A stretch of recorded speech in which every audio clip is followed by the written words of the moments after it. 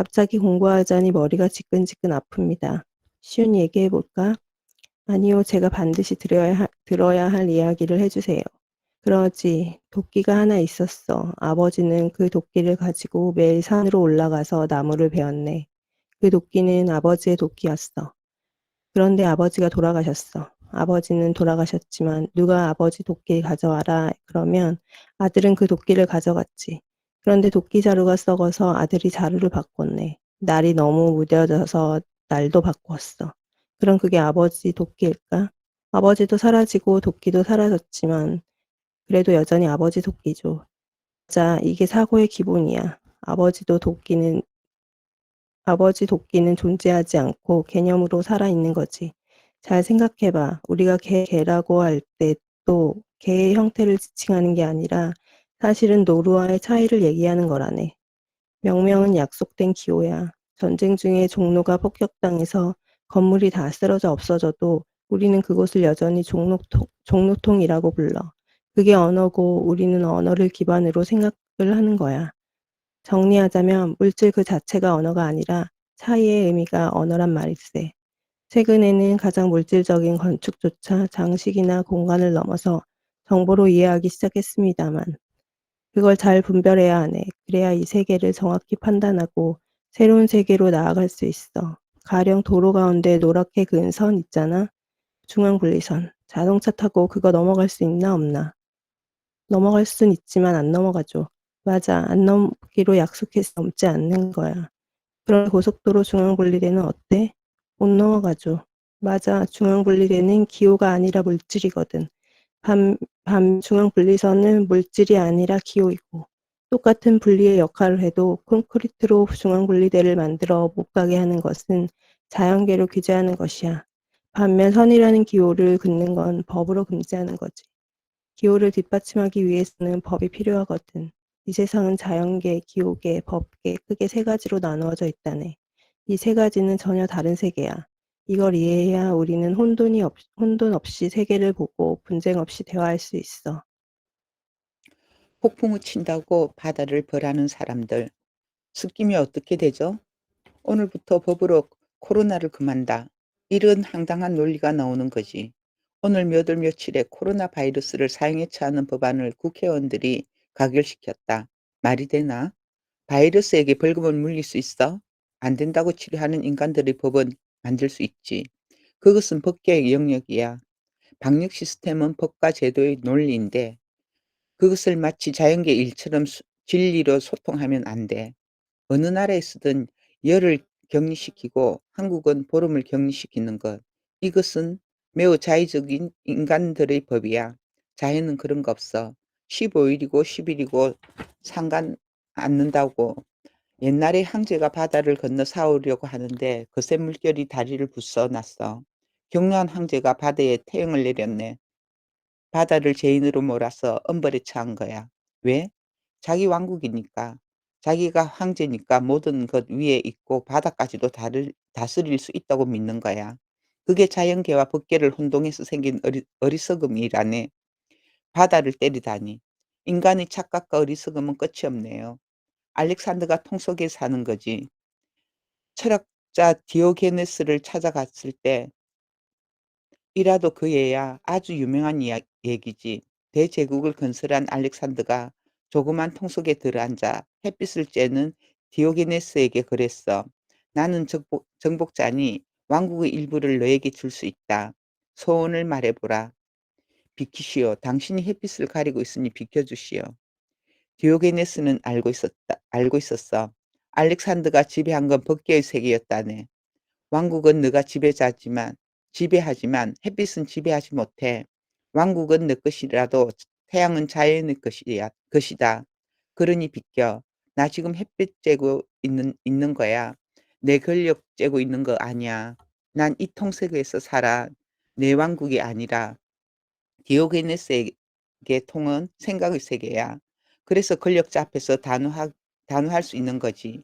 네가 지배하는 세계로 나를 지배할 수 없다고 내 생각을, 태양빛을 너를 지배할 수 없다고. 너는 그저 말 타고 땅 따먹는 권력을 갖고 있을 뿐이라고. 그런데 독재자들이 그걸 몰라. 자기가 하늘도 움직이고 바다도 때리고 햇빛도 가릴 수 있다고 생각하지. 그건 비논리에 저항할 수 있어야 자유인이라고. 그가 목소리를 높였다. 볼륨이 커진 동시에 밭은 기침이 오래 이어졌다. 그의 호통, 그의 안타까움, 그의 쓸쓸한 미소와 지적인 열기. 훗날 이 시간이 얼마나 그리울 것인가. 나는 녹음기를 바라보았다. 저 작은 기계 안에 차곡차곡 쌓이는 웅장한 지성의 메마른 기침 소리. 출장을 나온 호랑이를 마주한 채 쏟아내는 현자의 표현을 듣고 있자니 간절하게 더 깨어있는 삶을 살고 싶었다. 선생님, 일상에서 생각하는 자로 깨어 있으려면 구체적으로 어떤 연습을 해야 합니까? 뜬 소문에 속지 않는 연습을 하게나 있지도 않는 것을 만들어진 풍문의 세계에 속지 말라고 스스로에게 묻고 또 물어 진실에 가까운 것을 찾으려고 노력해야 하네. 그게 싱킹맨이야. 어린아이처럼 세상을 보고 어린아이처럼 사고해야 하네. 어른들은 머리가 굳어서 다 안다고 생각하거든. 다 안다고 착각하니 아이들에게 쓸데없는 거 묻지 말라고 단속을 해. 그런데 쓸데없는 것과 쓸데있는 것의 차이가 뭔가? 잡초와 잡초 아닌 것의 차이는 뭐냐고. 누가 정하는 거야? 인간의 표준인 사회에는 세상 모든 것을 인간 잣대로만 봐. 그런데 달나라에 가면 그저 그게 다 소용없어. 아직 저는 달나라를 못 가봤어요. 시인들은 달의 이면을 깨뜨려 보고 선다지만요. 어렵게 생각할 거 없네. 중력과 질량만 봐도 그렇잖아. 지구에선 중력이 곧 질량이지만 달나라에선 아니잖아. 지구에서 사과를 밀고 던지는 것, 달나라에서 밀고 던지는 것, 화성에서 밀고 던지는 것, 다 다르잖아. 환경이 달라지면 기준도 달라져.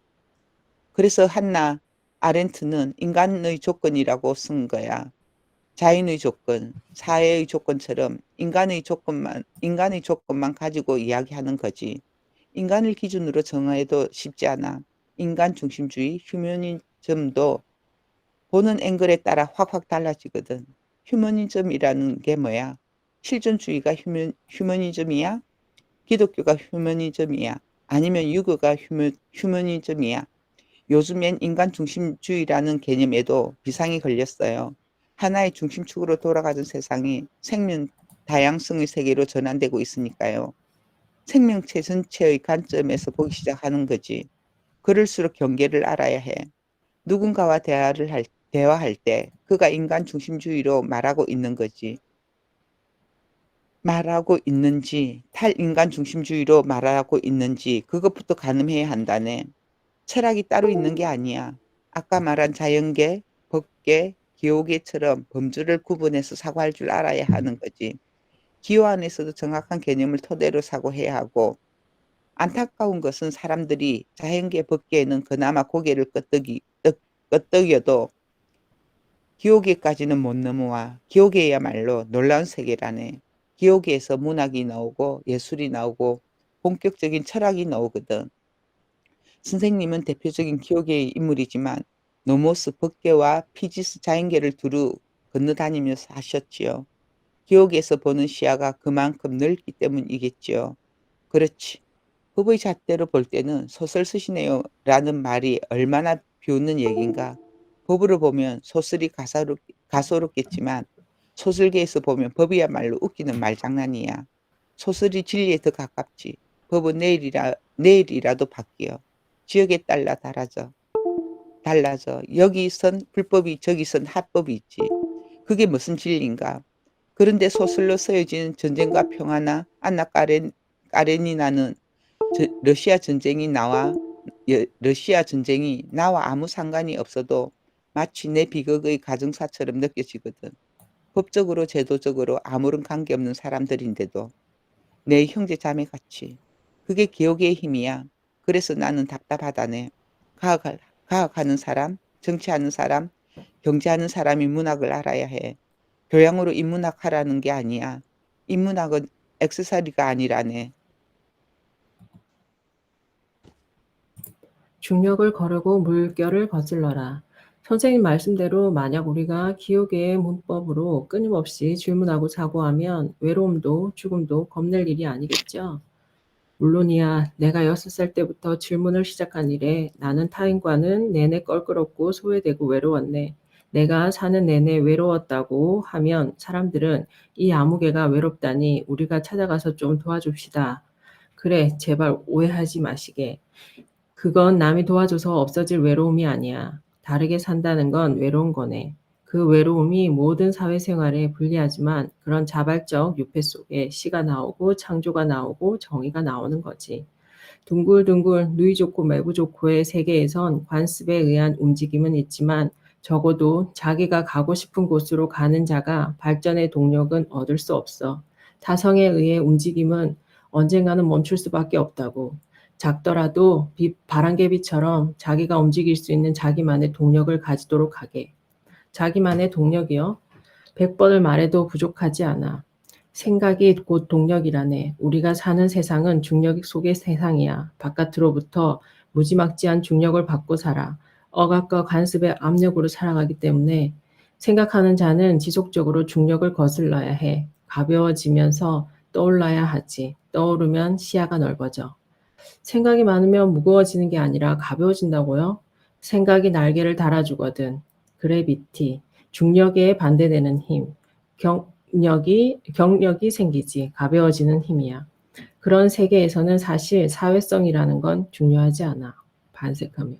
사회성 떨어지는 저 같은 사람도 희망이 있겠네요. 하하. 사회성 좋은 사람이 위대한 철학자가 되고 예술가가 된 사람이 있으면 나와보라고 해.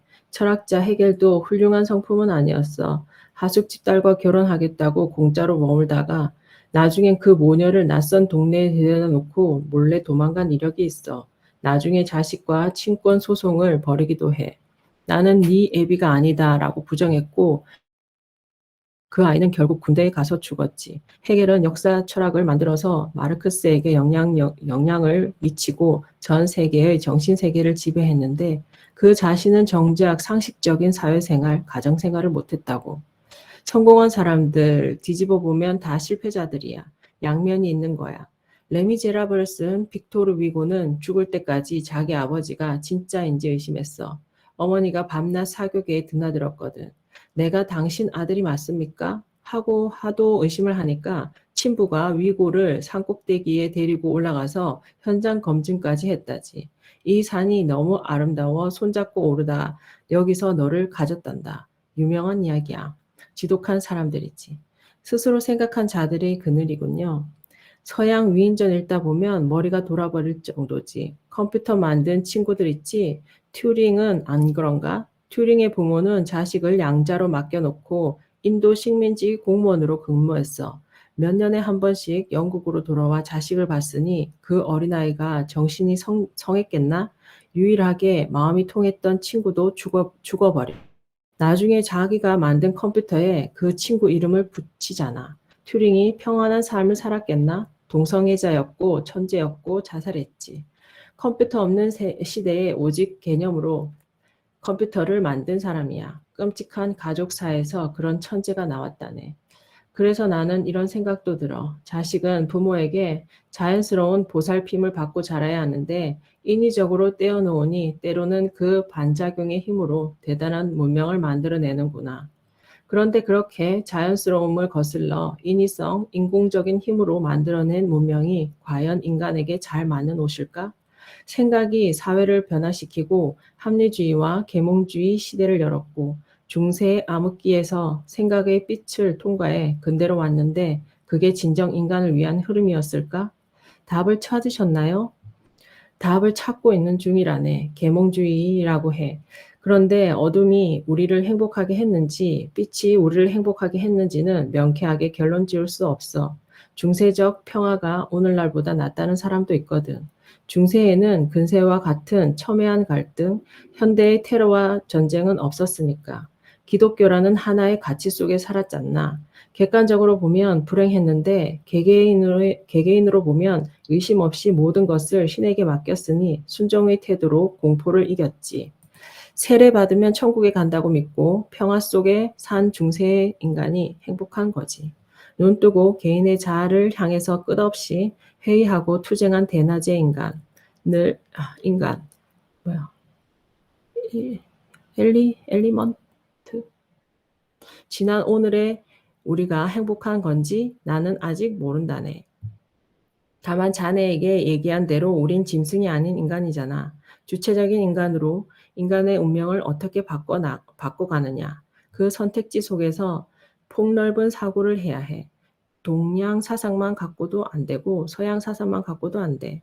나도 자네도 포함해서 모든 현대인은 중세와 근세의 역사적 수레바퀴가 지나간 벌판의 한복판에 고아처럼 떨어져 있는 거야. 여기서 한 발짝 한 발짝 걸으면서 생각해야 해. 동쪽으로 갈지 서쪽으로 갈지. 고아는 서글픈데 고아라는 감각이 또 우리를 한 발 한 발 신세계로 떠미는군요. 그렇지. 살아있는 것은 물결을 타고 흘러가지 않고 물결을 거슬러 올라간다네. 관찰해보면 알아. 하늘을 나는 새를 보게나 바람 방향으로 가는지 역풍을 타고 가는지. 죽은 물고기는 배 내밀고 떠밀려 가지만 살아있는 물고기는 작은 송사리도 위로 올라간다네. 잉어가 용문 협곡으로 거슬러 올라가 용이 되었다는 전설이 있지. 그게 등용문이야. 등용문이야. 폭포수로 올라가지 않아도 모든 것은 물결을 거슬러 올라가거나 원하는 대로 가지. 떠내려가면 사는 게 아니야. 우리가 이 문명 사회에서 그냥 떠밀려 갈지 아니면 힘들어도 역류하면서 가고자 하는 물주기를 찾을 것인지 고민해야 한다네. 다만 잊지 말게. 우리가 죽은 물고기가 아니란 걸 말이야.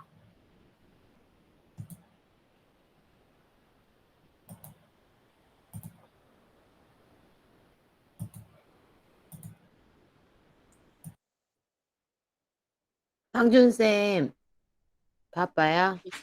6 챕터. 저 아닌 편인데요. 손잡이가 달린, 아, 죄송해요. 제가 읽을게요. 6. 손잡이가 달린 인간, 손잡이가 없는 인간. 이 컵을 보게. 컵은 컵이고 나는 나지. 달라. 서로 타자야. 그런데 이 컵에 손잡이가 생겨봐. 관계가 생기잖아. 손잡이가 뭔가 잡으라고 있는 거잖아.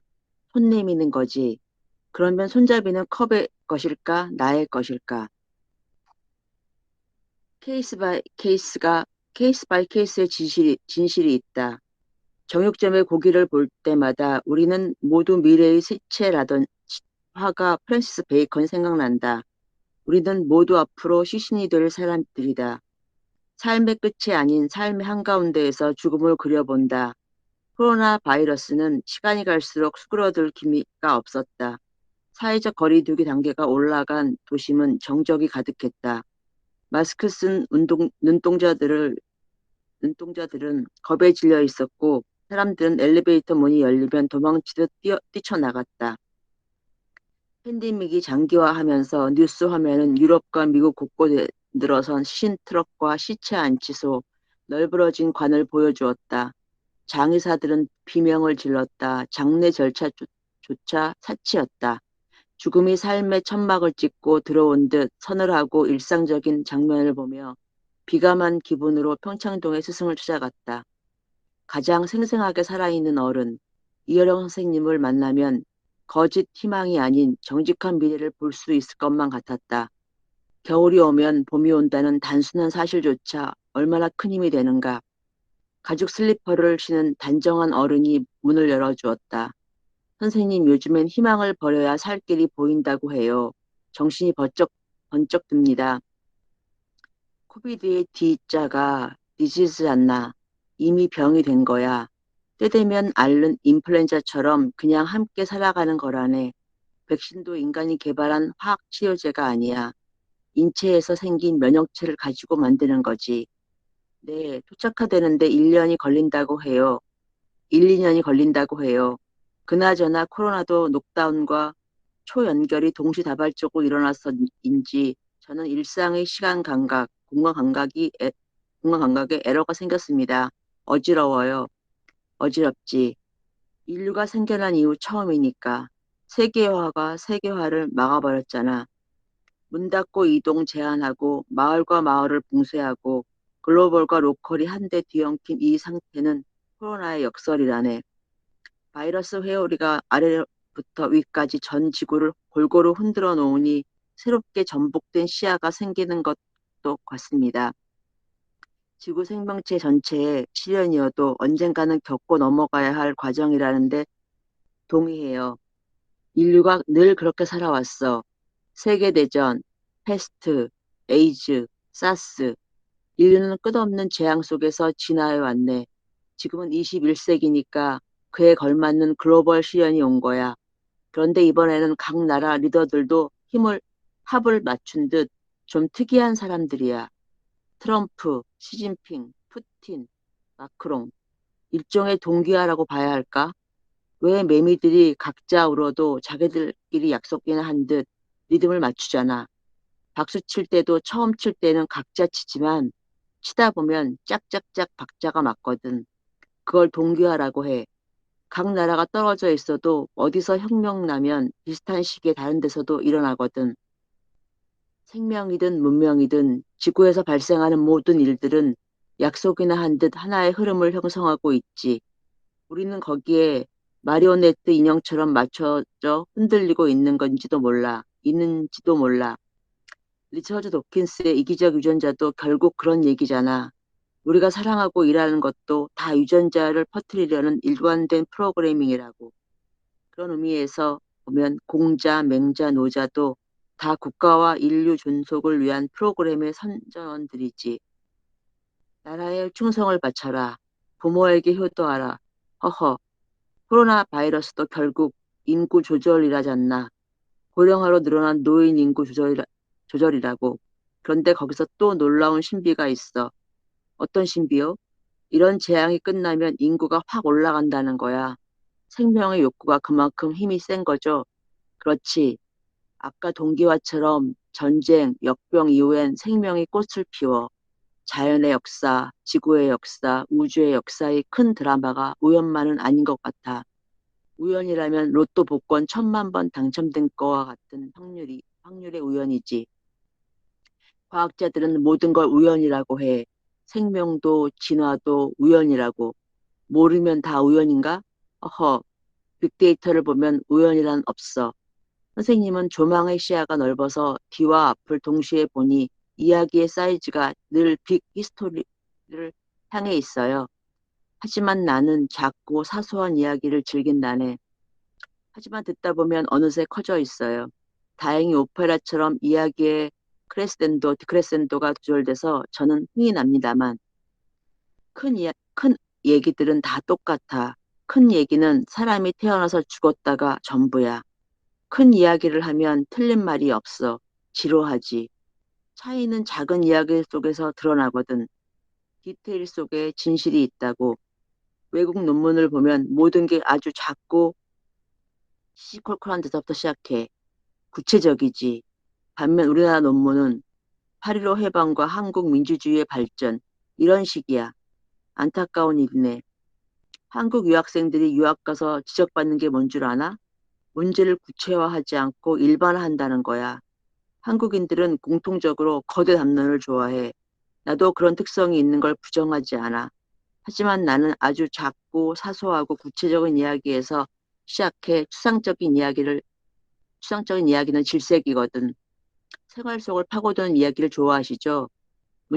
문화부 장관 시절에도 가장 잘한 일이 노변을 갓길로 만든 거라고 하셨잖아요. 그랬지. 생활 언어에서 일반 언어로 나아가는 게 순서야. 효도해라, 정의를 실천해라, 이런 큰 일반론을 주장하는 건 공허해. 간단한 문제가 아니잖아. 사르트르도 그랬지. 징집 영장과 어머니의 부고를 동시에 받았어. 군대에 늦으면 탈영이다. 너는 어머니 장례식에 갈래? 군대에 갈래? 퍼블릭과 개인의 의무가 충돌할 때 어떡할 거냐는 거지. 인간사가 그렇게 간단하지 않다네. 케이스 바이 케이스라는 말이 허투루 생긴 말이 아니지요. 인간은 모두가 개별적인 존재니까요. 그래서 마이크 샌들이 정의란 무엇인가라는 주제를 놓고 하버드 대학 학생들하고 논쟁하잖아. 고장난 전차가 오고 있다. 선로가 갈라져 있다. 나는 스위치를 바꿔주는 사람이다. 그냥 두면 트레일러가 10사람의 인부를 깔아 죽이고 선로를 바꾸면 한 사람이 죽는다. 어떻게 할래? 학생들은 당연히 10명을 살리기 위해 한 명을 희생시켜야 한다고 해. 그러면 그 다음에는 그 한 사람이 내 친구고 다른 쪽에 10사람은 모르는 사람이다. 어떻게 할래? 그 한 사람이 내 가족이고 다른 쪽에 10사람은 친구다. 어떻게 할래? 가혹해도 케이스를 파고드는 거야. 그 목적이 뭐겠나? 처음엔 쉽게 결정했던 일반론이 정답이 아닐 수 있다는 거지. 그걸 깨닫기 위해 케이스 스터디를 하는 거야. 일반론이 진리인 줄 알지만 그게 아니라는 걸 깨달아야 하네. 나는 타인의 아픔을 모른다. 주기도문에 나오는 우리를 시험에 들게 하지 마옵시며의 바로 그런 상황들, 딜레마죠. 살다 보면 수렁에 빠진 것 같은 그런 문제 상황이 생깁니다. 그럴수록 정신 차리고 봐야 해. 코로나 시절에는 더욱 그런 문제들이 많이 발생해. 한 사람을 구할 것인가, 9사람을 구할 것인가. 마스크는 굉장히 여러 가지 함의를 갖고 있다네. 마스크는 처음엔 내가 살기 위해 썼지? 지금은 어떤가? 나를 위해서도 쓰지만 남에게 안 옮기려고 써. 사회적 시선의 강제가 있지. 마스크 안 쓰면 벌금을 물린다고 하니까. 그러면 마스크는 쓴 게 아니라 입마개처럼 씌어진 게 되는 거야. 쓴 거든 씌어진 거든 마스크를 한 건 다 똑같지만 타고 들어가면 마스크 한 장에 사회와 나와의 관계가 나와. 식민지 생활 오래 한 사람은 자기가 스스로를 보호해야 하는 게 아니라 국가가 명령하니까 하는 거야. 복종이고 강제지. 사회적 매너와 자율성 사이에서 내적 아우성이 있어요.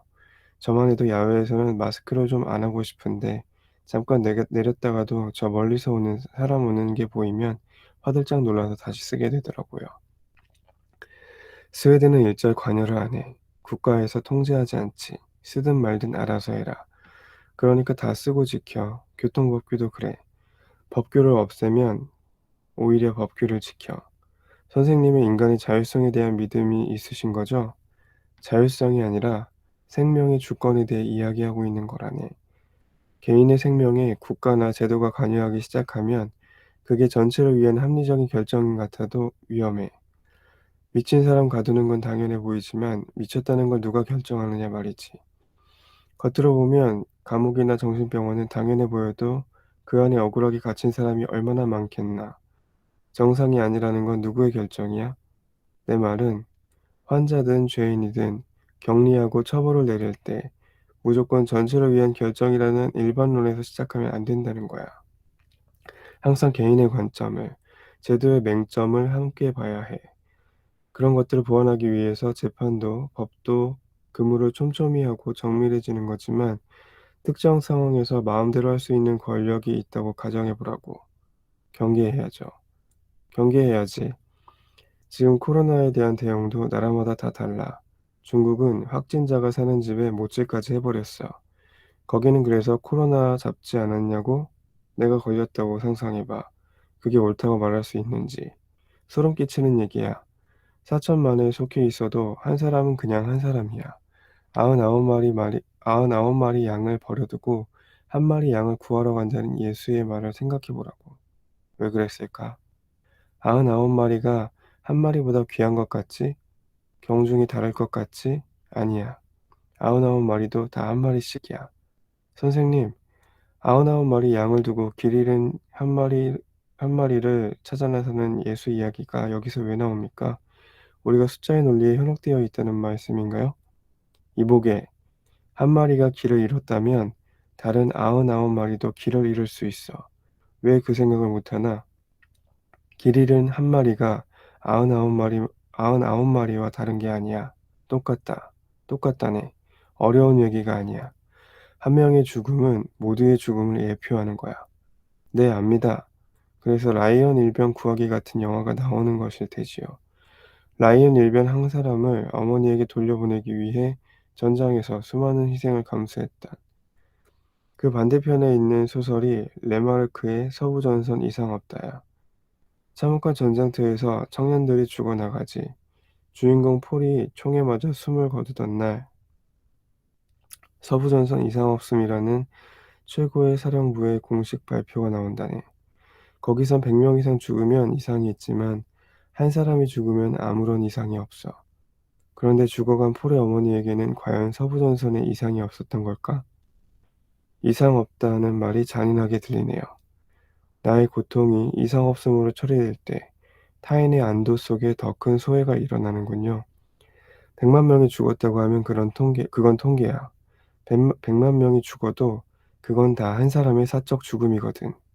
그걸 잊으면 안 돼. 이 세상에 100만 명이라는 건 없어. 국가에서, 사회에서 볼 때 100만 명인 거야. 서부전선도 독일 병사의 시각에서 보니까 서부전선인 거잖아. 그게 인식론의 문제야. 철학자들이 말하는 타자성의 철학이 거기서 나오지. 타자를 나의 것으로 만들지 말고 그가 있는 그대로 있게 하라. 타자의 절대성을 인정하는 게 사랑이고 그 자리가 윤리의 출발점이라네. 타자를 나의 일부로 받아들이기 위해 왜곡해서는 안 돼. 일례로 우리는 내가 아플 때 남이 그걸 아는 줄 알아. 아프냐? 나도 아프다. 그런데 그 아픔은 자기 아픔을 거기다 투영한 것뿐이네. 나는 타인의 아픔을 모른다고요? 몰라. 모른다네. 지금 저 사람이 피를 흘려서 얼마나 아플까? 그건 자기가 아픈 거야. 자기 마음이 아픈 거지. 우리는 영원히 타인을 모르는 거야. 안다고 착각할 뿐. 내가 어머니를 아무리 사랑한다고 해도 어머니와 나 사이에는 엷은 막이 있어. 절대로 어머니는 내가 될 수 없고 나는 어머니가 될 수 없어. 목숨보다 더 사랑해도 어머니와 나의 고통은 별개라네. 존재와 존재 사이에 처진 엷은 막 때문에. 그런데 마치 그렇지 않은 것처럼 위선을 떨지. 내가 너일 수 있는 것처럼. 위선이라는 면에서 보면 남녀 혼탕을 하는 성의식이 희박한 일본인들이 솔직해. 깊은 사유의 결과라기보다는 관습이 그래. 대담하게 윤리의 선을 넘고 그 모순을 있는 그대로 드러내 보여. 다자의 오사무의 인간 실격 같은 작품만 봐도 자신의 추함과 추락을 낱낱이 관찰해서 드러내죠. 짐승의 몸으로 신을 갈망하는 존재가 인간이라면 일본인들은 그러한 특질을 부끄러워하지 않는 것 같습니다. 자신의 동물적 본능을 억압해왔지만 일본 작가들은 아무렇지 않게 드러내는 편이지. 한국 작가로는 김승옥 정도야. 가령 김승옥은 이런 식으로써 고향인 무진에 갔다가 성묘를 하지 않았는데 비가 와서 하루 더 묵는 바람에 어머니 산소에 갔다. 그러고는 비가 나를 효자로 만들었다고. 보통 작가들은 이렇게 못 써. 일본의 경우 포르노 아닌 순수 문학 작품에서도 담담하게 형수랑 자고 며느리랑 자고 노벨상 받은 작가급도 그런 식이야.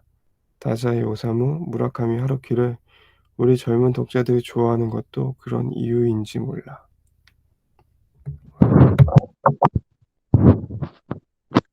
손잡고 달린 인간, 손잡이가 없는 인간. 성경에도 인간은 못남과 부도덕함의 바닥까지 다 드러나고 있잖아요. 다윗 왕이 전쟁터에 나가 부하의 아내를 탐했고 유다도 며느리인 다말과 합방했다고 기록되어 있지요. 비루함과 위대함은 다 한 몸에서 나왔다는 거죠. 그의 의미에서 기록자들은 작가나 예술가는 특별한 사람이 아니야. 도덕자나 지식가가 아니라네. 감추고 싶은 인간의 욕망, 속마음을 광장으로 끌어내 노출시키는 사람들이지. 거울로 비춰지는 거야. 보통 사람은 비참한 자기 얼굴을 안 보려고 해. 흐린 거울이나 깨진 거울로 보지. 직면할 용기가 없으니까. 예술가만 일그러진 자기 얼굴을 똑바로 봐. 왜 주사 맞을 때 고개 안 돌리고 똑바로 쳐다보는 사람 있지? 독한 사람이잖아. 바늘 들어가는 거 보는 사람, 심지어 그 장면과 느낌을 묘사하는 사람. 그런 사람이 예술가가 돼. 지독한 인간들이지. 자기 삶을 사소하면 사소한 대로, 비루하면 비루한 대로, 정직하게 기록하는 인간들 말대로 담대한 사람들이죠. 일본 문단은 부드러운 게 그런 사소설 분야가 잘 발달되어 있어요. 무라카미 하루키가 잘하더구만. 새로운 이야기보다 그 기록의 태도에 반응하는 것 같아요. SNS를 봐도 그 어느 때보다 일상을 꾸준히 정확하게 기록하고 싶다는 욕구를 자주 보여요. 정확할수록 공간과 차이를 다 끌어낼 수 있어서겠죠? 정확성보다 솔직성이 우선이네. 솔직해야 정확할 수 있어. 솔직성은 선행 구조군요. 선행 조건이군요. 좀 전에 주사 바늘을 얘기하셨잖아요. 자기 육체의 고통을 정확하게 바라보고 솔직하게 기록하는 사람들이 늘고 있어요. 가려진 사람들은 일상적 통증을 들추니 그동안 건강조차 이데올로기화였던 사회를 편견이 다 새롭게 보였어요. 이데올로기의 사회에 이데올로기의 소설도 나는 나쁘다고 생각해. 내 개개인의 인간은 커다란 이불로 나 덮어버리니까요. 요즘에 이데올로기 소설을 거의 찾아볼 수 없어요. 아무렴 자네와 얘기하는 것도 커다란 이불을 하나하나 들추는 작업이야. 바깥의 이불을 꺼내 내부에 있는 덮개 다 까야 진실이 드러나. 예술이라면 그동안 사회가 덮어왔던 것들까지 발라야지. 한꺼풀 한꺼풀. 죽음이라는 게 뭔가, 산다는 게 뭔가, 친구가 뭔가, 사회가 뭔가. 자네도 짐작하겠지만 나는 그동안 집단주의, 국가주의를 경멸해 왔네. 바글바글대는데 끼고 싶지 않아서 해수욕장에도 안 갔어. 사람들은 잔뜩 있는 곳에 군중의 한 사람으로 끼어있는 게 싫었다네. 무리 속에 숨어서 안전하게 살고 싶은 생각은 한 번도 없으셨어요? 단호하게. 싫어. 보들레도 그랬잖아. 주여. 내가 저들의 똑같은 숫자의 하나가 아니라는 것을 증명하기 위해서 아름다운 시 한 줄을 쓰게 하소서. 아름다운 오만이군요. 오만이 아니야. 인간은 다 그래야 하는 거야. 내가 타인과 다르다는 것을 증명해야 한다. 그렇게 하지 않으면 그건 때로 사는 거라네. 떼지어 몰려다니는 거지. 그게 어떻게 인간인가? 그냥 무리지어 사는 거지. 인간이라면 언어를 가졌고 이름을 가졌고 지문을 가졌어. 그게 바로 올리원이야. 무리 중에 그놈이 아니야. 유일한 한 놈이라는 거지. 그렇게 내가 유일한 존재가 되었을 때 비로소 남을 사랑하고 끌어안고 눈물을 흘릴 줄 아는 거야. 내가 없는데 어떻게 남을 끌어안겠나? 내가 없는데 어떻게 우리가 있어? 어떻게 나 없는 우리가 우리? 아니들 말씀이야. 큰일 날 소리지. 그래서 사이죠. 내가 사이를 강조하잖아. 나와 너 사이. 그 사이에도 있고 너도 있다는 거지. 자네와 나 사이에는 비리? 인터가 있는 것이죠. 갈수록 중요하죠. 중요한 앞으로 점점 더 접속 장치가 중요해. 컵이 가리키며 이 컵을 보게. 이 컵은 컵이고 나는 나지. 달라. 서로 타짜야. 그렇게 이 컵을 손으로 생길까봐 관계가 생기잖아. 손잡이가 뭔가 잡으려고 있는 거잖아. 손을 내미는 거지. 그러면 손잡이는 컵의 것일까, 나의 것일까? 서로의 것이죠. 컵에 달렸으니 컵의 것이겠지만 또 컵의 것이 아니잖아. 나 잡아주세요라는 신호거든. 손잡이에 달린 인간은 사느냐, 손잡이 없는 인간으로 사느냐. 그게 중요한 차이를 만들어. 그런데 또 한편 컵에 손잡이가 아니라 자기 이름이 쓰여 있잖아. 생각해봐. 갑작스럽게 내 것이 되잖아. 같은 사물인데도 달라지는 거야. 유일해지는 거지.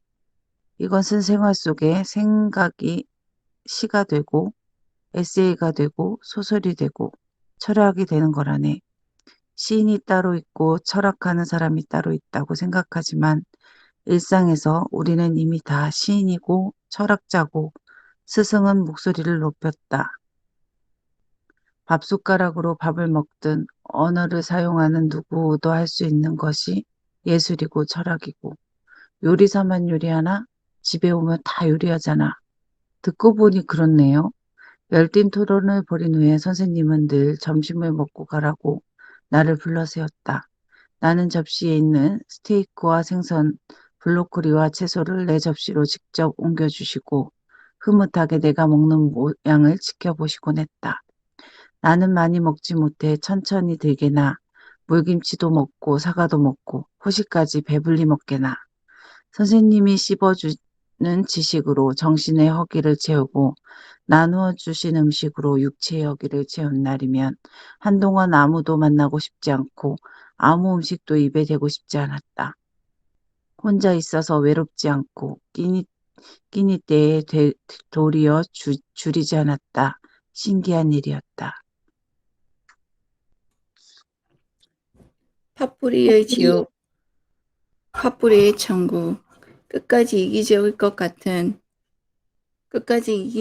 같은 사람도 타인을 위해 팥뿌리 하나 정도는 나눠준다네. 그 정도의 양심은 꺼지지 않는 존재가 아니거든. 기자로서 나의 생활은 선생님을 만나는 일과 묘하게 영향을 주고받으며 돌아갔다. 내가 의문을 가지고 쓴 칼럼에 스승의 의견을 듣는 일은 즐겁기도 동시에 두렵기도 했다. 두려움은 무서움이라기보다는 다른 세계로 확장되기 직전의 긴장과 떨림에 가까웠다.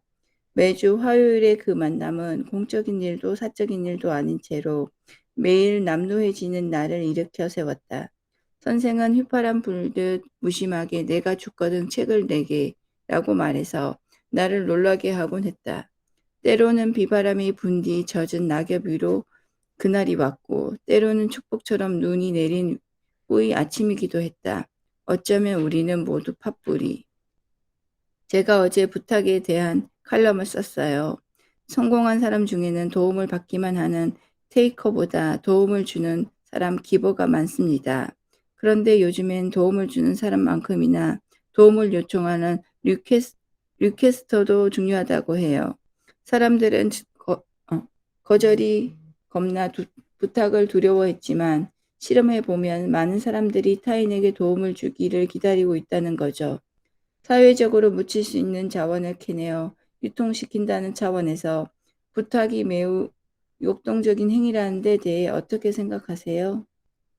그게 마스크와 똑같은 얘기라네. 마스크는 나를 위해 쓰지만 남을 위해서도 쓰잖아. 부탁도 그래. 나를 위해 하는 거지만 그게 남에게도 유익이거든. 나는 남에게 부탁할 수도 부탁받을 수도 있어. 그걸 알기에 도와주는 거야. 반대로 남한테 부탁 안 하는 사람은 남의 부탁도 잘 들어주지 않아. 맞습니다. 빈자들은 늘 타인의 도움을 필요로 하기에 이웃의 부탁을 선선하게 들어주는 한편 부자들은 타인의 도움이 필요 없기에 이웃을 신뢰하지도 부탁을 들어주지도 않는다고. 데이비드 데스테노라는 사회 심리학자가 그러더군요. 어려운 얘기가 아니야. 보통 사람들은 길거리에서 남의 부탁을 받으면 쉽게 거절 못해. 돕는 게 생존에 유리하거든. 살아남으려는 이기적 유전자가 이타성으로 프로그래밍이 돼 있어. 타인의 부탁을 거절 못하는 게 딱 그 얘기야. 사회적 생물의 특성이죠. 사람들이 다 자기만 아는 것 같잖아. 실제로는 안 그래. 길을 가는데 어린애가 물에 빠져 허우적거리잖아. 그러면 100이면 100 다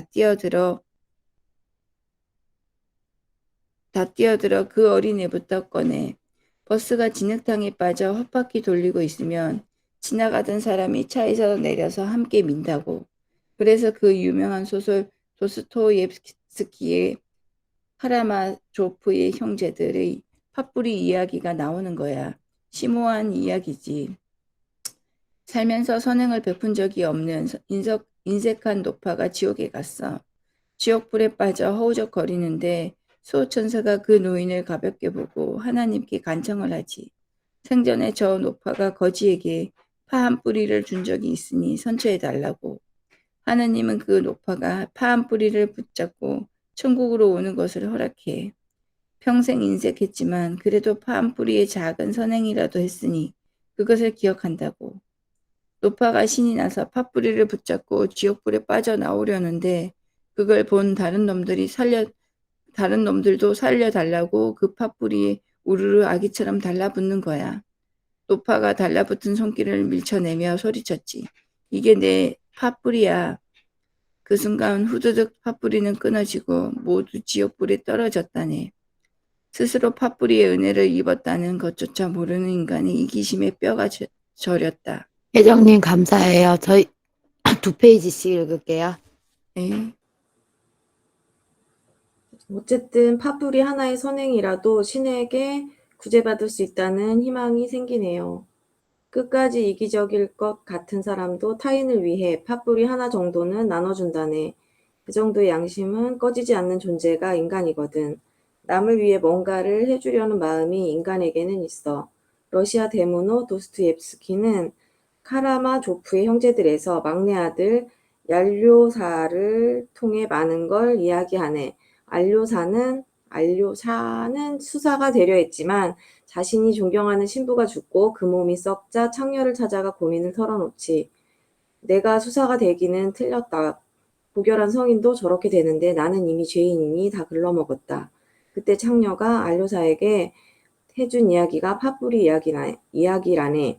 그날 밤 깜빡 잠이 들었는데 알료샤의 꿈에 죽은 신부가 나타난 거야. 천국에서 잔치가 열렸다면서 알료샤를 불렀다네. 너 뭐 하는 거야? 빨리 와. 거기는 천국이잖아요. 저는 못 가요. 무슨 소리야? 여기 있는 사람들 다 팥뿌리들이야. 아, 천국에 온 자들이 다 팥뿌리였다는 거죠? 나도 모르게 기쁨 섞인 탄식이 나왔다. 살면서 팥뿌리가 이토록 감미롭게 느껴진 적이 있었던가.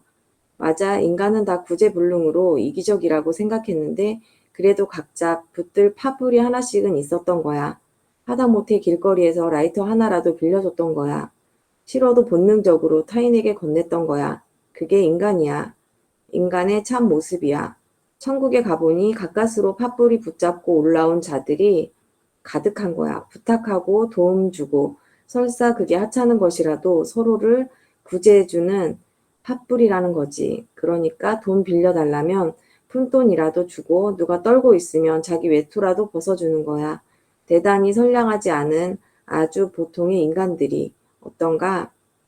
선생의 장난스러운 미소가 마치 자네도 나도 다 팥불이지 라고 말하는 것 같아 묘한 동지의식이 느껴졌다. 팥뿌리의 지옥이 아니라 팥뿌리의 천국이라니 안도감이 듭니다. 정신과 의사 빅터 프랭클이 유대인 수용소에서 경험한 이야기, 죽음의 수용소에서도 그런 거잖아. 지옥 같은 수용소에서 서로 살리려고 악다구니를 쓸 줄 알았던 거야. 극한 상황이 오면 악마의 본성이 살아날 거라고. 그런데 전혀 예상치 못한 풍경이 펼쳐졌어. 못된 깡패가 남을 위해 봉사하고 피도 눈물도 없을 것 같은 나치 장교 중에도 인간적인 사람이 있어. 배신하는 놈은 평소 믿었던 사람이야. 극한에 몰리지 않으면 인간은 모르는 거라네. 수용소에 와서 비로소 인간의 민낯을 본 거지. 보통 때는 감추고 살아. 자기도 자기가 어떤 인간인지 모르는 걸세. 불이 나봐야 알고 홍수가 나봐야 알고 코로나가 덮쳐와야 아는 거야. 나를 덮고 있던 위선과 위약을 다 들춰내는군요. 극한 상황이. 그렇지. 극한 상황에 놓인 인간을 관찰하고 그 반응이 진짜라고 생각하는 게 실존주의라네. 그런데 자네가 내게 부탁에 대해 처음 물을 때 자네를 지배하고 있던 생각은 지극히 윤리적 발상이야. 사람들은 남의 부탁을 잘 안 들어줄 것 같지만 실험해보면 돕는 자들이 훨씬 많다. 이게 윤리적 발상이라는 거죠. 그렇다네. 인간이 선하냐 악하냐, 성선설이냐 성악설이냐, 논의가 이렇게 흐르게 되면 그건 윤리적 판단이지. 진의 세계에 들어가면 선악과는 다른 차원으로 그게 진짜냐 가짜냐로 갈라져. 인간이 참인가 거짓인가 라는 질문은 인간이 착한가 착하지 않은가의 물음하고는 다르다네. 참인가 거짓인가는 생각을 다루는 인지론이고 착한가 악한가는 행위를 다루는 행위론이야. 선악은 행위를 통해서만 드러나거든. 네, 감사합니다. 그런데 아름다움의 영역으로 들어가면 또 달라져. 살인자여도 잘생긴 사람 있잖아? 살인자라고 해서 다 험악하게 생긴 것은 아니거든. 그건 윤리하고도 관계없는 진리하고도 관계없어. 아름다움과 추함은 또 다른 거라네. 참을 다루는 진도, 행위를 다루는 선도 아니야. 제각자 미를 느끼고 판단하는 것은 표현의 영역이라네. 생각을 다루는 인지론, 실천을 다루는 행위론, 표현을 다루는 판단론, 인간으로 풍부하게 누리고 살아가려면 이 세 가지 영역을 구분할 줄 알아야 하네. 앞서 말씀하신 자연계, 법계, 기호계의 구분처럼 대상을 사고할 때도 인지와 행위와 판단의 영역으로 기준을 구분할 줄 알아야 한다는 말씀이지요. 맞아. 철학자 칸트가 바로 그 세 가지 영역을 질서 있게 정리했어. 진실은 순수 이성 비판에서 다루고, 선악의 윤리 문제는 실천 이성 비판에서 다루고, 아름다움에 관한 것은 판단 이성 비판에서 다뤘지. 그게 모여서 서양의 세 가지 기준인 진선미가 된 거라네. 예를 들어볼까? 일상생활 속에서 우리가 신의 물리적 실체를 볼 수 있나? 이것은 있다 없다의 문제야. 인지론으로 보면 없는 거야. 순수 이성이지. 그런데 세상 살다 보면 신이 있어야 해. 그래야 질서도 잡히고 선악의 기준도 생기거든. 그러면 그건 행위론이 되는 거야. 실천 이성이지. 표현의 세계를 볼까? 흔히 시인을 신의 감정을 대필해서 표현하는 존재라고들 해. 그러나 물질 중심 사회에서 시인은 하등 쓸모없는 존재야. 그럼에도 불구하고 이 세상은 시인을 필요로 한다네. 철학도 시로 표현되면 더 잘 이해되거든. 그게 표현론, 판단 이성이라네. 그렇게 서양은 세 가지 다른 기준으로 진선미, 의식주를 구분해서 논하는데 동양은 좀 두루뭉술해.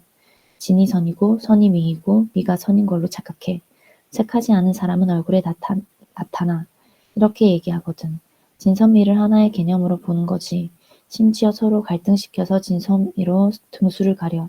다시 얘기하지만 참과 거짓의 세계, 선악의 세계, 미추는 세계는 범주가 달라. 이 세 개의 세계를 얼마나 잘 구분하고 자연스럽게 융합하느냐가 서양과 동양의 큰 차이를 만들어. 사소한 이야기를 하고 싶은데 자꾸 이야기가 커진다며 선생은 미안한 표정으로 웃었다. 독자들이 부담스러워하지 않겠느냐. 지금 얘기한 거 하나도 못 쓰겠다고 걱정스러운 기색을 내비치시며 기질적으로 진지해서인지 나는 스승의 말씀이 하나하나 달고 새로워 더 깊이 지혜의 두레박을 내려도 된다고 스승을 부추겼다. 사람마다 진선미 중에서 어떤 가치를 더 우선하는지, 또 사회마다 어떤 가치를 우선하는지 선별해 보는 것도 흥미롭겠다는 생각이 들었다.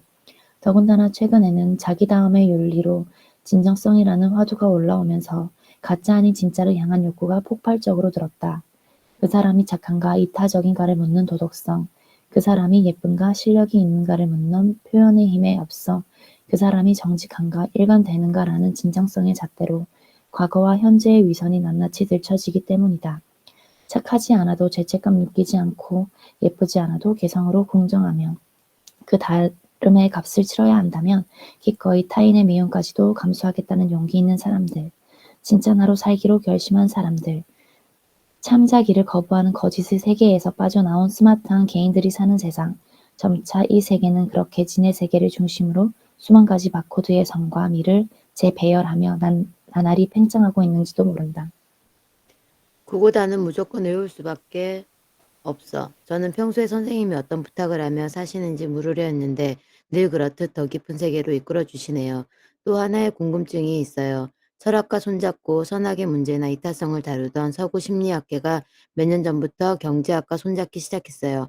어떻게 인간 행위를 유도하는가 하는 행동심리학 쪽으로 연구가 쏠려 있죠. IT나 기술업계 전 분야에서 인간 심리에 따라 모든 제품을 디자인하고 있거든요. 모든 기업이 어떻게든 소비자의 시선을 붙잡아 두기 위해 안간힘을 씁니다. 인간이 홀로 사색하도록 내버려 두지 않아요. 그럴 땐 심리학이 경제학의 한여가 됐다는 느낌도 들어서 좀 착잡합니다. 따지고 보면 윤리학은 죽은 게 심리학이야. 내가 악해서 저 사람을 죽인 게 아니야. 스트레스 받아서 그런 거야. 이렇게 분석하거든. 심리는 윤리적인 게 아니니까. 바닥으로 파고 들어가면 그 바탕에는 유물론적인 사고가 있어. 호르몬 전두엽, 뇌과학으로 풀면 인간은 뇌의 전달 물질에 따라 조종당하는 거야. 호르몬에 따라 흥분되고 스트레스 받고 우울해지고 윤리학은 정신적인 건데 심리학이 생기면서부터 과학이 됐어. 뇌과학이 들어서면서부터는 윤리학의 자리를 심리학이 꿰찼고 심리학이 인지론을 대신해서 AI가 되고 있다네. 정확합니다. 인간의 심리를 바탕으로 설계된 AI, 그 AI가 디자인한 환경에 맞춰 나의 심리와 행동이 따라가고 있어요. 뇌과학, 인공지능도 더 나아가면 이제는 로봇이 심리를 가졌느냐 안 가졌냐를 다투겠지. 그도 그런 게 요즘 저희 아이들은 인공지능과 농담도 하고 스무고개 놀이도 해요. 친구 같기도 하고 부모 같기도 하죠. 커튼 쳐놓고 대화하면 자네도 앞사람이 로봇인지 사람인지 분간 못할 거야. 기계는 마음이 없다고 하지. 그것도 웃기는 소리일세. 사람도 그가 어떤 마음인지 어떻게 아나. 그 사람의 행동을 보고 아는 거야. 커튼 치고 한쪽은 로봇, 한쪽은 사람이 들어가서 대화를 해보면 기계가 더 인간 같을 수도 있어. 유물론으로 가다 보면 결과적으로 로봇과 인간은 다르지 않아. 마음도 화학 물질론이 되니. 그런 식이면 로봇 하나 사면 되는 거지. 과학의 실수가 거기에 있네. 과학의 실수요? 그래, 진짜 인간을 뺀 거야. 인간은 변덕스럽고 어디로 튈지 몰라 보편성이 없어. 사실 모든 생물이 다 그래. 개구리가 어디로 튈지 모르는 것처럼. 그런데 생명이 아닌 것은 안 그래. 0에서도 얼고 100에서도 끓지. 과학으로 일반화하려면 그 대상이 정물이어야 하는 거야. 생명이 없어야 하는 거지. 나비 관찰할 때 보라고. 나는 날마다 날아다니는 나비를 관찰할 수 있나? 죽여서 포르말린 녀석 적셔핀으로 꽂아보잖아. 과학은 인간이 살지 않는 달나라, 인간이 살지 않는 우주를 기준으로 해서 만들어진 거야. 거기에는 인간이 없어. 그러니까 인간을 표준으로 하지 않는 것이 과학이야. 인간을 배제해야 성립되는 과학이지. 정혜님 읽어주세요. 과학자들은 그것을 자부심으로 여기고 있더군요. 지구에서도 달에서도 화성에서도 동일한 수식으로 힘과 속도를 풀 수 있으니 과학만이 유일하게 믿을 만하다는 거죠. 과학은 유니버설, 우주적인 것을 기준으로 하고 있으니까요. 만물의 척도를 인간으로 하면 비과학이 돼버리고 왜 우주 공간에는 인간이 없으니까. 인간을 배제해야 통하는 게 과학이야. 그래서 과학은 인간이 만물의 척도라는 걸 인정 안 해. 과학의 눈으로 보면 인간이라는 표준은 가짜야. 인간을 기준으로 하면 제멋대로가 되거든. 사람은 몹시 제멋대로야. 어디로 튈지 모르지. 개는 훌륭하고 벼룩은 나쁘고 까마귀는 흉악하고 꽃은 아름다워. 그런 저마다의 개별적인 주관이 과학의 시야에서는 이물질이야. 인간을 없애야 과학이 선명해져. 그게 수학이라네. 수학은 인간하고 아무런 관계가 없거든. 그래서 9보다는 무조건 외울 수밖에 없는 거야.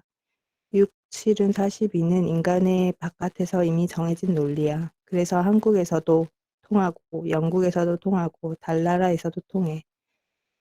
술이라고 하는 그것은 인간의 실제 경험과 관계없어. 어쩌면 신에 가까운 거지. 그런데 말이지, 스승의 말끝에 맑은 기운이 돌았다. 그런데요, 문학예술은 그렇지 않아. 인간을 중심으로 돌아간다네. 동물을 이야기해도 인간이 돼. 이소부화처럼. 과학과 예술이 대립하는 이유는 분명해. 과학은 모든 것을 비인간으로 가정하고 예술은 모든 것을 인간으로 상상하기 때문이라네. 물론 예술 중에서도 추상예술이 있지. 그런데 그 또한 인간 경험을 바탕으로 한 거야. 인간의 시각 경험으로 미술이, 청각 경험으로 음악이, 언어 경험으로 문학이 탄생한다네. 인간의 경험 그 자체는 추상이 될 수 없거든. 출발 지점은 달라도 과학과 예술은 또 끝없이 서로를 탐색하지 않나 싶어. 많은 과학자들이 기하학적인 현대 추상 미술을 좋아하고 작곡가들은 수학을 바탕으로 현대음악의 구조를 만들어내고 있습니다. 현대음악 거장인 진은숙이 우주의 탄생 과정을 담은 별들의 아이들의 노래라는 대작을 작곡한 후 카오스 콘서트에서 과학자들과 함께 강연하는 걸 본 적이 있어요. 피아노 소리를 컴퓨터에 입력한 뒤 8대가 동시에 연주해서 카오스 안의 질서를 이뤄간다든가 주기적으로 반복되는 프랙털에서 미세하게 의미를 바꿔 기묘한 하모니를 만들어 간다든지 구조가 필요할 때 수학적 방법이 돌파구가 된다는 말이 새로웠어요. 그런데 양자역학이 나오면서 그 세계가 또 한 번 부서진다네. 무슨 말씀이신지요? 양자역학의 세계는 보는 자에 따라 달라져. 존재하지 않는데 누가 보면 또 나타나지. 뜬구름 잡는 얘기가 아니야. 물리 세계에서 모든 것은 입자와 웨이브로 나뉘는데 양자의 세계로 들어오면 똑같아지거든. 웨이브가 입자고 입자가 웨이브야. 양자 컴퓨터가 그러잖아.